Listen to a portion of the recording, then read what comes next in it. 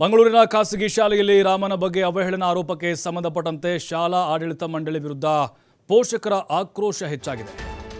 ಇದೀಗ ಮತ್ತೊಂದು ವಿವಾದ. ಕರಾವಳಿ ಭಾಗದಲ್ಲಿ ಖಾಸಗಿ ಶಾಲೆಯಲ್ಲಿ ರಾಮನ ಬಗ್ಗೆ ಅವಹೇಳನ ಮಾಡಿದ್ದಾರೆ ಎನ್ನುವಂಥ ಆರೋಪ ಇದು. ಶಾಲಾ ಆಡಳಿತ ಮಂಡಳಿ ವಿರುದ್ಧ ಪೋಷಕರ ಆಕ್ರೋಶ ಹೆಚ್ಚಾಗಿದೆ. ಶಾಲೆಯ ಮುಂದೆ ಜಮಾಯಿಸಿದ್ದಾರೆ ನೂರಾರು ಮಂದಿ ಪೋಷಕರು. ಅವಹೇಳನ ಮಾಡಿರೋ ಶಿಕ್ಷಕಿಯ ಬಳಿ ನಮ್ಮನ್ನ ಬಿಡಬೇಕು ಅಂತ ಪಟ್ಟನ್ನ ಹಿಡಿದಿದ್ದಾರೆ. ನಾವು ನೋಡ್ಕೊಳ್ತೀವಿ ಬಿಡಿ. ಗೇಟಿನ ಬಳಿಯೇ ಪೋಷಕರನ್ನ ತಡೆಯೊಡ್ಡಿದ್ದಾರೆ ಪೊಲೀಸರು. ಮತ್ತಲ್ಲಿ ಅಹಿತಕರ ಘಟನೆಗಳಾಗ್ಬೋದು ಅಂತೇಳಿ ಕೂಡಲೇ ಶಿಕ್ಷಕಿಯನ್ನ ಅಮಾನತು ಮಾಡುವಂತೆ ಪೋಷಕರು ಪಟ್ಟನ್ನ ಹಿಡಿದಿದ್ದಾರೆ. ಮಂಗಳೂರಿನ ಖಾಸಗಿ ಶಾಲೆಯಲ್ಲಿ ನಡೆದಿರುವಂತಹ ಒಂದು ಘಟನೆ ಇದು. ರಾಮನ ಬಗ್ಗೆ ಅವಹೇಳನ ಮಾಡಿದ್ದಾರೆ ಅನ್ನುವಂಥ ಆರೋಪ ಶಿಕ್ಷಕಿ ಮೇಲಿದೆ. ಆ ಶಿಕ್ಷಕಿಯನ್ನ ಅಮಾನತು ಮಾಡಬೇಕು ಅನ್ನುವಂಥ ಒತ್ತಾಯ ಜಾಸ್ತಿ ಆಗಿದೆ. ಈಗ ಶಾಲೆಯ ಮುಂದೆ ನೂರಾರು ಮಂದಿ ಪೋಷಕರು ಜಮಾಯಿಸಿದ್ದಾರೆ. ರಾಮನ ಬಗ್ಗೆ ಅವಹೇಳನ ಮಾಡಿದ್ದಾರೆ ಅಂಥೇಳಿ. ಇವರೇ ನೋಡಿ, ಪ್ರಭಾ ಅಂತೇಳಿ ಶಿಕ್ಷಕಿ. ಈಗ ಪೊಲೀಸರ ಜೊತೆಗೆ ಮಾತಿನ ಸಮರಕ್ಕಿಳಿದಿದ್ದಾರೆ ಪೋಷಕರು. ಹಿಂದೂ ವಿರೋಧಿ ಶಿಕ್ಷಕಿ ಅಂಥೇಳಿ ಅಲ್ಲಿ ಅವರ ವಿರುದ್ಧ ಆರೋಪವನ್ನು ಮಾಡ್ತಾ ಇದ್ದಾರೆ. ನೂರಾರು ಸಂಖ್ಯೆಯಲ್ಲಿ ಬಂದು ನಮ್ಮನ್ನು ಬಿಡಿ, ನಮಗೆ ಒಪ್ಪಿಸಿ ಆ ಶಿಕ್ಷಕಿಯನ್ನು ನಾವು ಕೇಳ್ತೇವೆ ಏನು ಅಂತ. ನೋಡಿ, ಕರಾವಳಿ ಭಾಗದಲ್ಲಿ ಇತ್ತೀಚೆಗೆ ಕೆಲವೊಂದಿಷ್ಟು ಆಂಗ್ಲ ಮಾಧ್ಯಮ ಶಾಲೆಗಳಲ್ಲಿ ಅವಹೇಳನಗಳು ಅಥವಾ ವಿವಾದಾತ್ಮಕವಾದಂಥ ಘಟನೆಗಳು ಮರುಕಳಿಸ್ತಾನೆ ಇದ್ದಾವೆ. ಇದು ಪೋಷಕರನ್ನು ಈಗ ಒಂದು ರೀತಿ ಅವರು ಬಂದು ಪ್ರತಿಭಟನೆ ಮಾಡುವಂಥ ಸ್ಥಿತಿಗೆ ತಲುಪ್ತಾ ಇದ್ದಾವೆ. ಇದೊಂದೇ ಘಟನೆಯಲ್ಲ, ಈ ರಾಮಲಲ್ಲನ ಪ್ರಾಣ ಪ್ರತಿಷ್ಠಾಪನೆ ವೇಳೆಯೂ ಕೂಡ ಕೆಲವೊಂದಿಷ್ಟು ಘಟನೆಗಳು ಆಗಿದ್ದವು.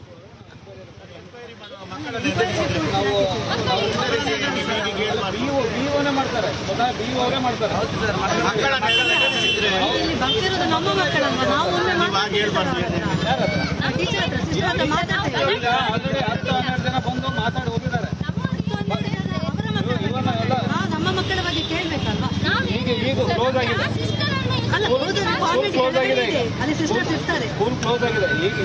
ಈಗೆಲ್ಲ ಎಷ್ಟು ಜನ ಕದ್ಕೊಂಡು ಒಳಗಡೆ ಹೋಗ್ಲಿಕ್ಕೆ ಅವಕಾಶ ಕೊಡಲ್ಲ. ತಪ್ಪು ಮಾಡಿದವರು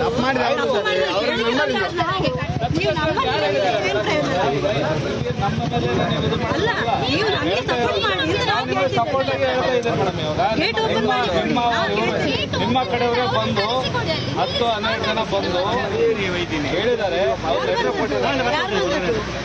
ಅಲ್ಲೇ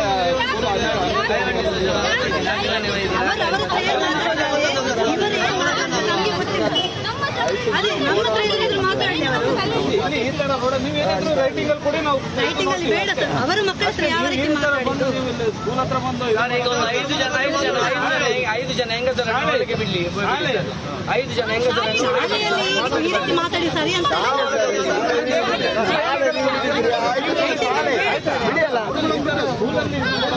ರೈಟಿಂಗ್ ಅಲ್ಲಿ ಬೇಡ ಸರ್. ಈ ಬಗ್ಗೆ ಮತ್ತಷ್ಟು ಮಾಹಿತಿ ಕೊಡ್ತಾರೆ ನಮ್ಮ ಪ್ರತಿನಿಧಿ ಆದಿತ್ಯ ನೇರ ಸಂಪರ್ಕದಲ್ಲಿ. ಆದಿತ್ಯ, ಕರಾವಳಿ ಭಾಗದಲ್ಲಿ ಇತ್ತೀಚೆಗೆ ಈ ಶಾಲೆಗಳಲ್ಲಿ, ಅದರಲ್ಲೂ ಕೂಡ ಆಂಗ್ಲ ಮಾಧ್ಯಮ ಶಾಲೆಗಳಲ್ಲಿ ಈ ಕೆಲವೊಂದಿಷ್ಟು ಕೋಮು ಸಂಘರ್ಷಕ್ಕೆ ಎಡೆ ಮಾಡಿಕೊಡುವಂಥ ಘಟನೆಗಳು ನಡೀತಾ ಇದೆ. ಈ ಒಂದು ಆಡಿಯೋ ಏನು ವೈರಲ್ ಆಗಿತ್ತು ಅಂಥದ್ದೇನಿದೆ ಅದರಲ್ಲಿ, ಈಗ ಯಾವ ರೀತಿ ಪೋಷಕರ ಮನವೊಲಿಸುವಂಥ ಪ್ರಯತ್ನಗಳಾಗ್ತಾ ಇದೆ ಸದ್ಯಕ್ಕೆ?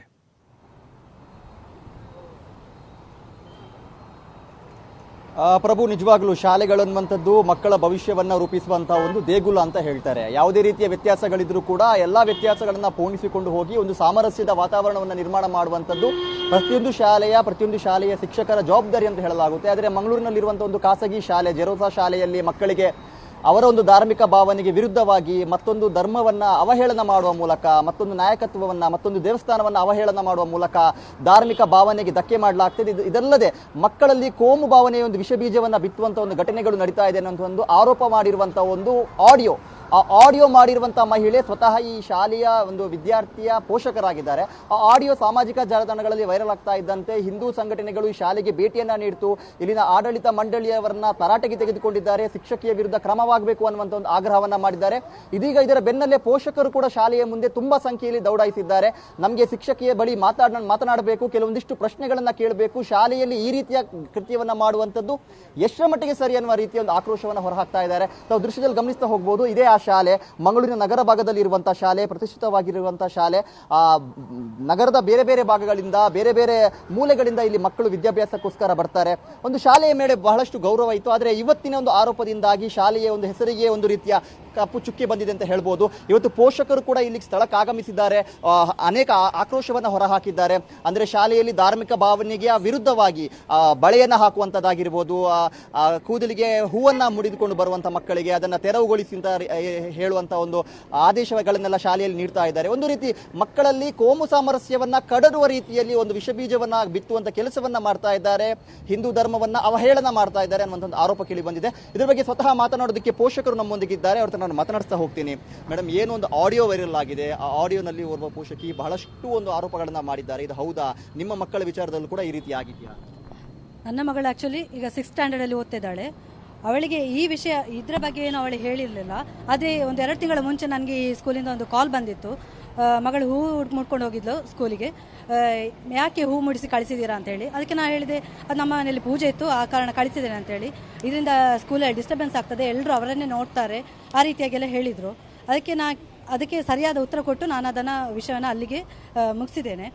ಇದೀಗ ನಿಮಗೆ ವೈರಲ್ ಆಗಿರುವಂಥ ವಿಡಿಯೋದ ಬಗ್ಗೆ ಹೇಳೋದಾದರೆ, ಈಗ ಈ ಸಿಸ್ಟರ್ ಏನು 7th ಸ್ಟ್ಯಾಂಡರ್ಡಲ್ಲಿ ವರ್ಕ್ ಇಸ್ ವರ್ಷಿಪ್ ಅಂತ ಹೇಳುವ ಲೆಸನ್ ಬರುವಾಗ ಈ ರೀತಿಯಾಗಿ ಮಾತಾಡಿದ್ದಾರೆ ಅಂತ. ನಾನು ಕೇಳುವ ಪ್ರಶ್ನೆ ಏನಂತ ಹೇಳಿದರೆ, ಅವರದ್ದು ಈಗ ವರ್ಕ್ ಇಸ್ ವರ್ಷಿಪ್ ಅಂತ ಹೇಳಿದರೆ ಆ ಕಾನ್ಸೆಪ್ಟನ್ನೇ ಅವರು ಕರೆಕ್ಟಾಗಿ ಅರ್ಥ ಮಾಡ್ಕೊಳ್ಳಿಲ್ಲ. ಅವರ ಪ್ರೊಫೆಷನ್ ಏನು, ಅವರ ಆ್ಯಕ್ಚುಯಲ್ ಟೀಚರ್, ಅವರು ಏನು ಹೇಳಬೇಕು, ಅವರಿಗೆ ಇರುವ ನಾಲೆಜನ್ನು, ಆ ವಿಷಯದ ಬಗ್ಗೆ ಇರುವ ನಾಲೆಜನ್ನು ಅವರು ಎಕ್ಸ್ಪ್ರೆಸ್ ಮಾಡಬೇಕು, ಮಕ್ಕಳಿಗೆ ಸರಿ ದಾರಿಯಲ್ಲಿ ಹೇಳಿಕೊಡ್ಬೇಕು. ಇವರು ಅದನ್ನು ಬಿಟ್ಟು ಆ ಲಿಮಿಟಿಗೆ ಕ್ರಾಸ್ ಆಗಿ ಇಲ್ಲದ ಏನು ಮತೀಯವಾಗಿ ಏನು ಧಾರ್ಮಿಕ ಚಿಂತನೆಗೆ ಅವಹೇಳನೆ ಮಾಡುವಂತಾಗಿರ್ಬೋದು, ಅಥವಾ ದೇವರ ಪೂಜಿಸುವ ವಿಧಾನದ ಬಗ್ಗೆ ಬೇಡದ ರೀತಿಯಲ್ಲಿ ಹೇಳಿರುವಂಥದ್ದು. ಮಕ್ಕಳಿಗೆ ನಾವು ಮನೆಯಲ್ಲಿ ಎಷ್ಟೇ ಒಳ್ಳೆಯ ರೀತಿಯಲ್ಲಿ ಹೇಳಿಕೊಟ್ಟರು ಕೂಡ ಶಾಲೆಯಲ್ಲಿ ಟೀಚರ್ಸ್ನವರು ಏನು ಹೇಳ್ಕೊಡ್ತಾರಾ ಅದನ್ನೇ ಅವರು ಬೇಗ ತಗೊಳ್ಳುವಂಥದ್ದು. ಅಂಥ ಪರಿಸ್ಥಿತಿಯಲ್ಲಿ ಇವರು ಈ ರೀತಿಯಾಗಿ ಹೇಳೋದು ಸರಿಯಾ ಅಂತ ನಾವು ಕೇಳುವಂಥದ್ದು. ಈಗ ನಿಮ್ಮ ಮಕ್ಕಳು ಇದರ ಬಗ್ಗೆ ಮನೇಲಿ ಬಂದು ಏನಾದರೂ ಈ ರೀತಿ ನಮಗೆ ಶಾಲೆಯಲ್ಲಿ ಹೇಳ್ಕೊಡ್ತಾ ಇದ್ದಾರೆ, ಈ ರೀತಿಯೆಲ್ಲ ಹೇಳ್ತಾ ಇದ್ದಾರೆ ಅನ್ನೋ ರೀತಿಯಲ್ಲಿ ಏನಾದರೂ ಕಂಪ್ಲೇಂಟ್ ಏನಾದರೂ ಮಾಡಿದ್ದಾರೆ, ನಿಮ್ಮ ಗಮನಕ್ಕೆ ಏನಾದರೂ ಬಂದಿತ್ತಾ? ನನ್ನ ಮಗಳಿಗೆ ಆ್ಯಕ್ಚುಲಿ ಇವರು ಕ್ಲಾಸ್ ಟೀಚರ್ ಅಲ್ಲ, ಇವರ ಸಬ್ಜೆಕ್ಟ್ ಇವರೇನು ಹ್ಯಾಂಡಲ್ ಮಾಡ್ತಾ ಇಲ್ಲ ಕ್ಲಾಸನ್ನು. ಆದರೆ ಸ್ಟೀವನ್ ಸರ್ ಅಂತ ಇನ್ನೊಬ್ರು ಯಾರೋ ಇದ್ದಾರಂತೆ, ಅವರೇನೋ ಬೈಬೇಕಾದ್ರೆ ನಿಮ್ಮ ಕೋಲ ಎಲ್ಲ ನಿಲ್ಲಿಸ್ತೇನೆ ಆ ರೀತಿಯಾಗಿ ಎಲ್ಲ ಬೈತಾರಂತೆ. ಅದು ಒಮ್ಮೆ ನನ್ನ ಹತ್ರ ಬಂದು ಹೇಳಿದಾಳೆ. ಅದಕ್ಕೆ ನಾನು ಹೇಳಿದೆ, ಅವರು ಪರ್ಟಿಕ್ಯುಲರ್ ಆಗಿ ಆ ವರ್ಡ್ ಅವರು ಯೂಸ್ ಮಾಡಬಾರ್ದು, ಅವರು ಹೇಗೆ ಆ ರೀತಿಯಾಗಿ ಹೇಳ್ತಾರೆ ಹೌದು, ಪರೋಕ್ಷವಾಗಿ ಅಥವಾ ಪ್ರತ್ಯಕ್ಷವಾಗಿ ಅಂತ ಹೇಳ್ಬೋದು, ಆದರೆ ಪರೋಕ್ಷವಾಗಿ ಅವರು ನಮ್ಮ ಹಿಂದೂ ಧಾರ್ಮಿಕ ಎಲ್ಲ ಒಂದು ಭಾವನೆಗಳಿಗೆ ಧಕ್ಕೆ ತರುವಂಥ ಕೆಲಸವನ್ನು ಮಾಡ್ತಿದ್ದಾರೆ. ಇವತ್ತು ನೀವು ಇಷ್ಟು ಸಂಖ್ಯೆಯಲ್ಲಿ ಇಲ್ಲಿ ಬಂದಿದ್ದೀರಾ, ನಿಮ್ಮನ್ನು ಒಳ ಹೋಗೋದಕ್ಕೆ ಬಿಡಲಿಲ್ಲ, ನಿಮ್ಮ ಆಗ್ರಹ ಏನಿತ್ತು ಇವತ್ತು?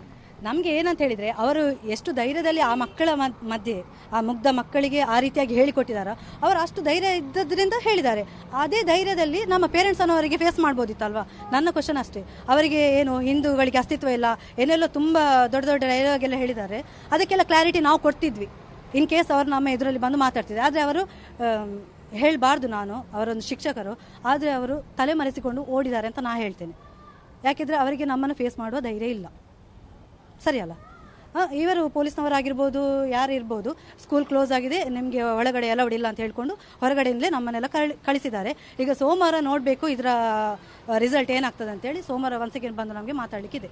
ನೀವೇನಾದರೂ ಎಲ್ಲಾದರೂ ದೂರನ್ನು ಕೊಡುವಂಥದ್ದು ಶಿಕ್ಷಣ ಇಲಾಖೆಗೆ ಅಥವಾ ಪೊಲೀಸರಿಗೆ ಕಾನೂನಾತ್ಮಕವಾಗಿ ಹೋರಾಟವನ್ನು ಮಾಡುವ ನಿರ್ಧಾರಗಳಿದೆಯಾ? ಏನಾದರೂ ಮಾಡಿದರೆ ಈಗ ಮಂಡೇ ಸೋಮವಾರ 11 ಗಂಟೆಗೆ ಇಲ್ಲಿ ಮಾತಾಡಲಿಕ್ಕೆ ಇದೆ.